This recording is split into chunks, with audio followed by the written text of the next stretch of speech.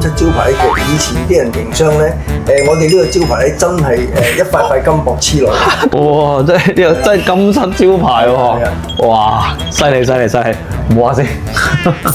喺中環呢啲咁寸金尺土嘅地方咧，我諗咧大部分香港人咧細細個都聽過呢個名㗎啦。你睇下，原來咧佢哋已經係200週年啦！哇，清朝到而家啦。其實有好多朋友咧，我覺得好錫我嘅。佢哋話：， Billy， 你啊成日又要講嘢啊，又要去食啲唔同嘢啊，會唔會喉嚨痛啊？佢哋最近咧好似話有一隻咧就好多人都中意嘅秋梨潤喉蜜，所以咧想帶大家入去睇下點樣可以做超過咧200年啊！我想咧買個秋梨潤喉蜜啊！家庭裝嘅咧就係3磅升咁大支嘅。哦。咁如果呢隻咧就旅行裝入邊有10支啦，咁啊方便去旅行啊，或者帶出街都方便。哦。咁我就要呢一個啊！好啊，多謝你。嗱，因為你未飲過啦，開一支細嘅俾你試下。咁好，可以試下啦。好啊，好，唔該你有冇？哇，可以即刻試下我都好啊。我要大概講俾你聽個沖個方法啦。其實佢都有啲蜜糖底喺度嘅。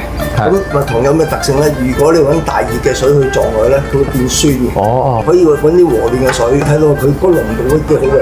係嘛？咁其實你已經可以飲用啦。咁試下嘅。即刻試下先。哇，飲落去咧就有嗰陣薄荷啊喉嚨咧就好涼好舒服嘅，微微地甜嘅啫，我哋有個潤喉嘅作用咁樣係嘛？哦，幾唔錯啊呢個。唔方便沖飲啦。我可以就咁樣飲用。我覺得入口嗰下咧係好滑口嘅，好舒服。哇，直接咁樣試下咯。係啦，你可以試下慢慢吞之後，你覺得會好舒服嘅喉嚨咧。其實都未必使沖水喎，就咁飲都好 OK 喎。哇，我覺得兩種都得啊。最重要係一啲乜嘢咧？